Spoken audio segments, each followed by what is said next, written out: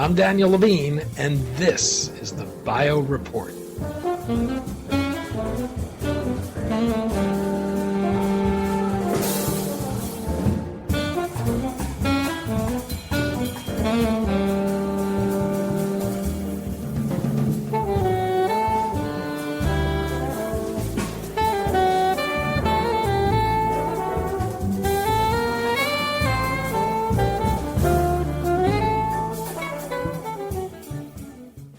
At the end of 2024, the Advanced Research Projects Agency for Health awarded a team led by the University of Colorado Anschutz Medical Campus, and including the Foundation Fighting Blindness and 6 other research groups, up to $46 million to advance research to enable human eye transplants to restore vision in people who are blind.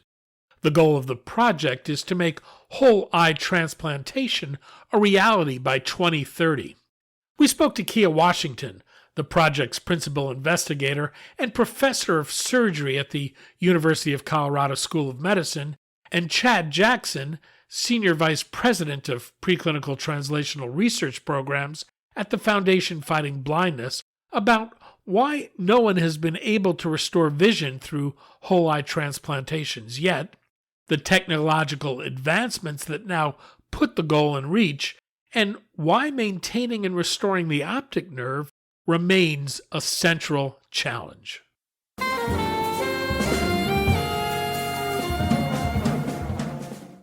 Kia, Chad, thanks for joining us. Thanks for having us. It's a pleasure to be here with you.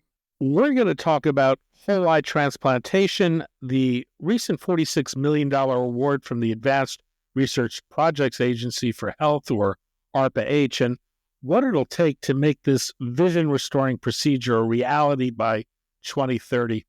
Let's start with the need. How common is blindness, and what are the major causes of blindness that this approach might be able to address? Blindness affects approximately 43.3 million people throughout the world, primarily due to age-related macular degeneration, diabetic retinopathy, and glaucoma, but it's also caused by genetic conditions like retinitis pigmentosa and due to trauma as well to the eye. In 2023, the world's first successful whole eye transplantation was performed at NYU Langone Health. The recipient was a man with a work-related injury who received a partial face transplant as well. The eye is viable and shows signs of healthy function, but the man is without vision. How big an advance did this procedure represent? Well, this procedure was a huge advance for eye transplantation. The concept of eye transplantation is really not new. It's been around for over a century. In the 1800s, a French doctor tried to transplant a rabbit eye into a blind girl, and it failed at the time because of lack of immunosuppression, but also the surgical technique, which enables us to sew together small blood vessels. So this is really a huge advance for eye transplantation, especially since in the 1970s, the National Eye Institute met and felt like the obstacles to eye transplantation were really too many to proceed with the surgery. So even though the surgery didn't restore vision, and actually the goal was not to restore vision, it was just to kind of give an aesthetic component to augment the face transplant. But even though the goal was not to restore vision, it really showed us that the surgery was a viable surgery and that it's an actual surgery that can be completed and that we can restore blood flow to the eye and that the eye can stay viable for at least up to a year after surgery. Is it understood why, though, he was unable to see after the transplant? Well, we don't really have the techniques as of now to restore vision by regenerating the optic nerve. So they did some things like they introduced stem cells to the optic nerve. But again, these were kind of just experimental techniques that they did at the time of the surgery. But really, we don't have a current technique to regenerate the optic nerve, particularly in the setting of transection and repair, which is the case in transplantation. And what are the particular challenges with optic nerves with regards to a transplant? It's known that when the optic nerve is transected or cut, that it doesn't regrow on its own. So that's the biggest challenge, to get the cell bodies or retinal ganglion cells to regrow from the donor to the recipient. So they have to stay viable after being cut, and then they have to regrow into the recipient optic nerve to create those pathways for vision to the brain. And we don't have the scientific breakthroughs as of yet to do that. And so that's the particular challenge. You touched on some of the leading causes of blindness, of glaucoma, macular degeneration, diabetic retinopathy. What treatment options exist? Or is this just irreversible loss of vision right now? It really depends on when you address the diseases. The most important thing is kind of early intervention for a lot of the main causes of blindness. So in the case of macular degeneration, if it's caught early, and glaucoma as well, you can do medical treatments for those particular diseases. And for diabetic retinopathy, if you can control the disease of diabetes, then obviously that can prevent it. Once they reach end stages, however, there's no curable treatment. So the key is prevention, and in the earlier stages, treatment. And in these cases, is it damage to the optic nerve that results in blindness? For the most part, damage to the retina or the cells that transmit to the brain to create vision, or damage to the optic nerve itself. At the end of last year, ARPA-H awarded the University of Colorado Anschutz Medical Campus, the Foundation Fighting Blindness, and 6 other research groups up to $46 million to support research and innovation in vision-restoring human whole eye transplantation. How did this group come together to address the problem? Well, I'll let Chad Jackson from Foundation for Fighting Blindness speak about that, because he really brought us together to create the team that we currently have. Sure. Thank you, Kia. Our particular organization is a nonprofit, but our main goal is to fund research that drives the production and research behind therapies and cures for dry age-related macular degeneration, as well as inherited retinal diseases. A little bit different than whole eye transplant, but still in the same mission space as, either preventing people from developing blindness or helping restore vision for people who are also with blindness. How this group came together is kind of interesting. At the foundation, I had tried to start an whole eye transplant program with our own organization, but we realized we didn't have the money really to make a large impact in this area. However, during that time of development, I started reading a lot and just really doing a deep dive on who were the main players in this field. And there was one name that sort of always came up in most of the publication, and that was Dr. Washington's name. So I had reached out to her to basically get her insights and to learn more about the history of whole eye transplant. And from there, we developed a relationship in which where she was able to provide, information for my own needs within my organization. Fortunately for us, even though I couldn't start the program funding-wise outside of the foundation, ARPA-H then was stood up and took a particular interest in this area.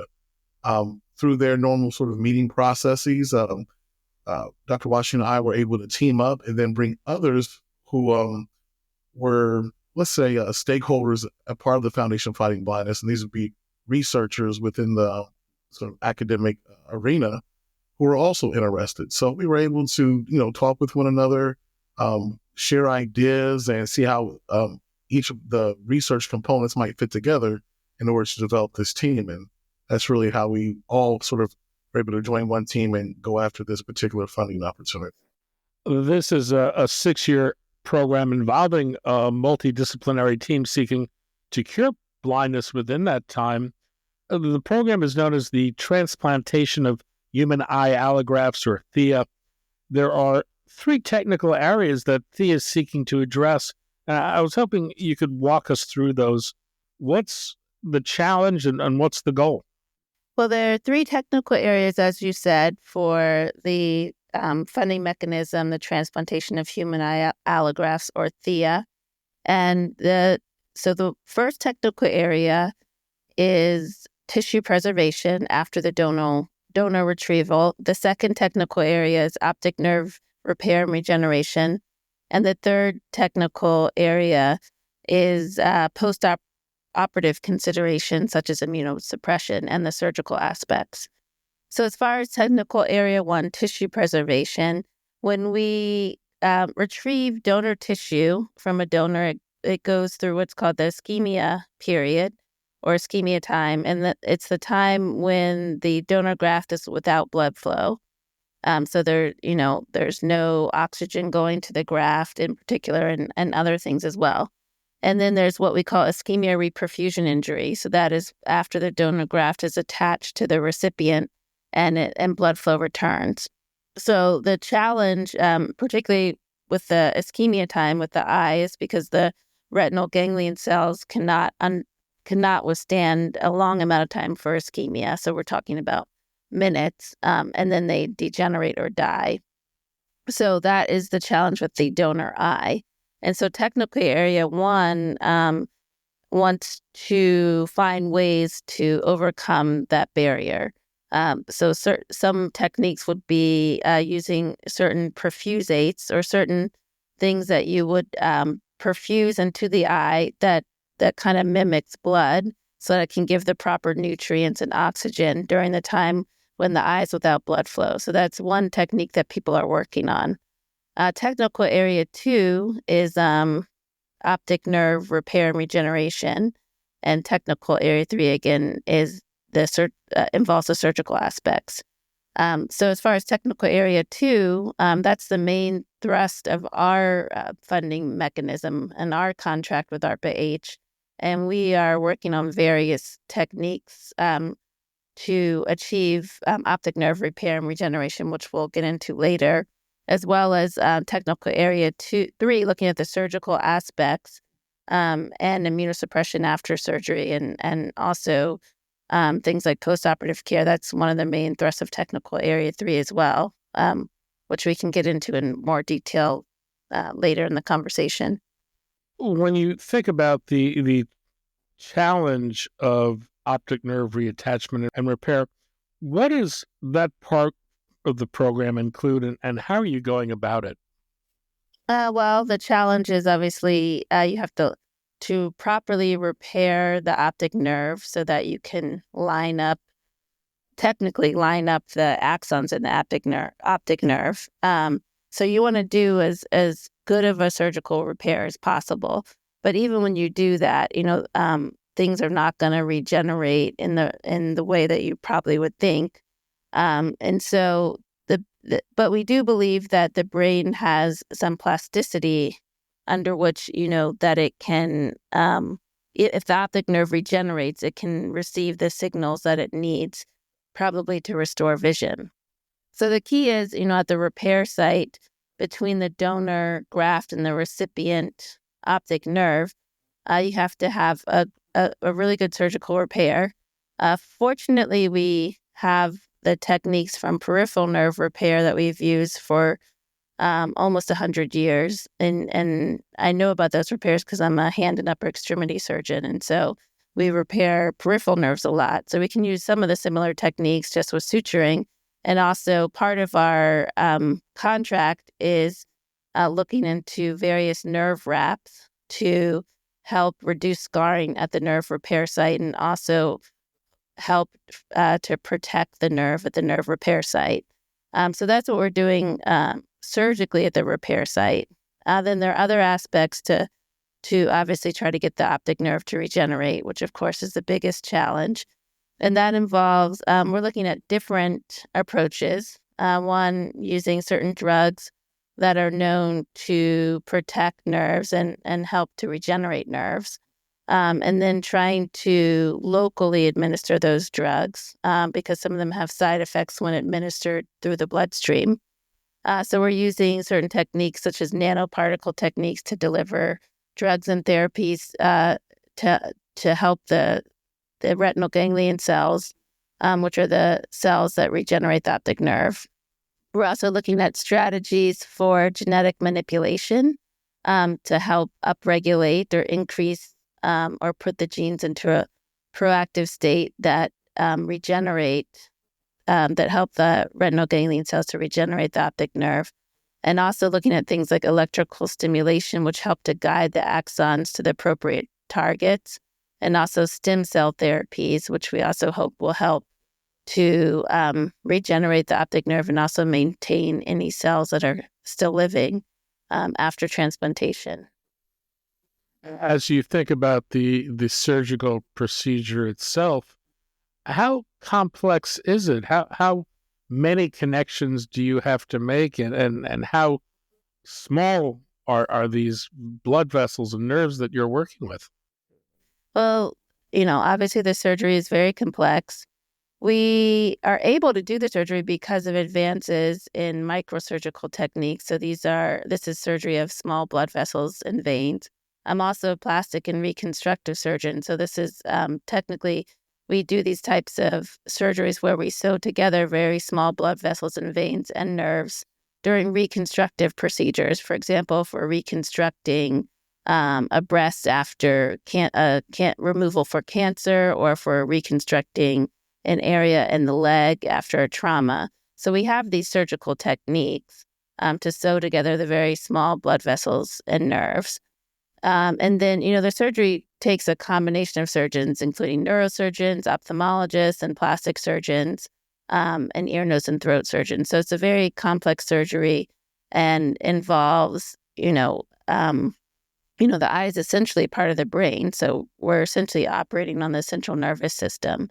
So, it's a very delicate surgery and procedure, and obviously, again, involves a lot of expertise. A moment ago, you went through a list of other things you might do to regenerate growth, whether it was stem cells or nerve factors or medications, bioelectricity. But any sense on how the roles of those might balance with the procedure itself? I mean, is it expected that at the end of the day, it will require some type of regenerative medicine approach to get this to take hold? Well, I think it's going to be a multimodal approach, which is why we have so many different experts in different areas. So certainly regenerative medicine is part of it. I think you would consider probably the introducing stem cells as the regenerative medicine part. I think the key is, when to introduce the different therapies. And that's why, we use a basic science approach to study all these things before we actually do the procedure. So, not only doing the multimodal approach, but timing the different therapies is also very important. And someone who is not well versed in any of this, the assumption is kind of it's a broken connection that has to be repaired. But does anything happen in the brain when there's that loss of signal that requires you to reactivate something beyond just reconnecting an optic nerve? Right. Well, we can kind of get a clue of what happens in the brain from our hand transplant patients. So, I was fortunate when I did my training at the University of Pittsburgh Medical Center to participate in 8 hand transplants in 5 different individuals. So we learned a lot from those transplants. Functional MRI has been done on hand transplants, particularly those that had traumas that were several years old. And what happens is, the area of the brain dedicated to the hand kind of shrinks or it gets smaller. But after the transplant, that part of the brain goes back to normal. So presumably, with this type of procedure, if someone is blind, depending on the level of blindness and length of time, likely there's changes in the visual centers in the brain. But likely those changes, if we got connection from the donor optic nerve to the recipient, there would be some cortical reorganization or cortical remapping, but that function could be restored. And why is this project happening now? Has there been some type of scientific or technological development that's put us in a position where we can now make this an obtainable goal? Yeah, I mean, I think it's a combination of all the technologies that have developed. There have certainly been advances in on the end of the optic nerve regeneration and regenerative strategies, as well as, regenerative medicine and technological advances, and also just a level of interest.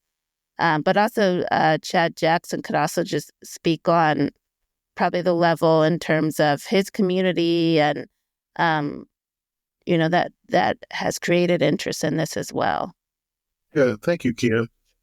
I think the number one reason that why this project is happening now is because of the sort of fresh new look at how research, innovation, and maybe pushing things into the medical field are happening through the ARPA-H model.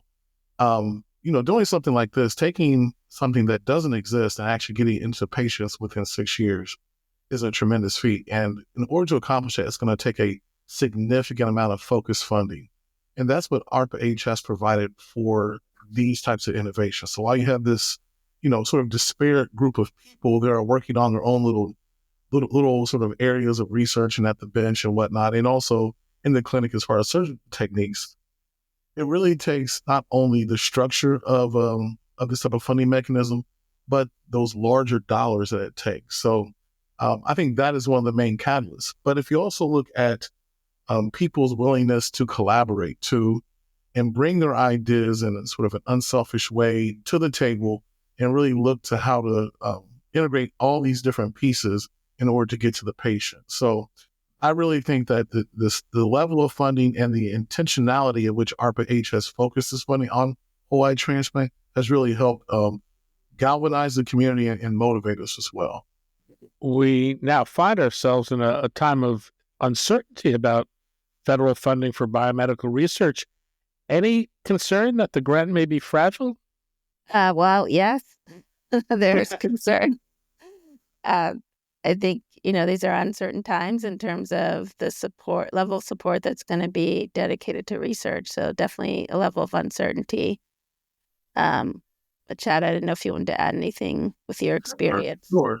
I think that as, we go through these times, we have to remember that, the United States for many, many years now, for decades, has been at the cutting edge of biomedical innovation. And the government has played a key role in doing that. So we are just happy and really supportive of continuing our activities when it comes to whole eye transplant. And, we'll be ready to pivot if needed. But right now we are just I think sort of squarely focused on doing what ARPA-H has tasked us to do. And, our focus is getting this type of innovation and platform to the individuals who need it most. And that's the community with the low vision to blind community, and to really help those patients. Kia Washington, professor of surgery at the University of Colorado School of Medicine, and Chad Jackson, Foundation Fighting Blindness, Senior Vice President of Clinical Translational Research Program. Chad, Kia, thank you both for your time today.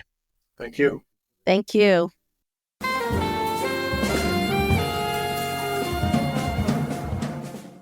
Thanks for listening. The Bio Report is a production of the Levine Media Group.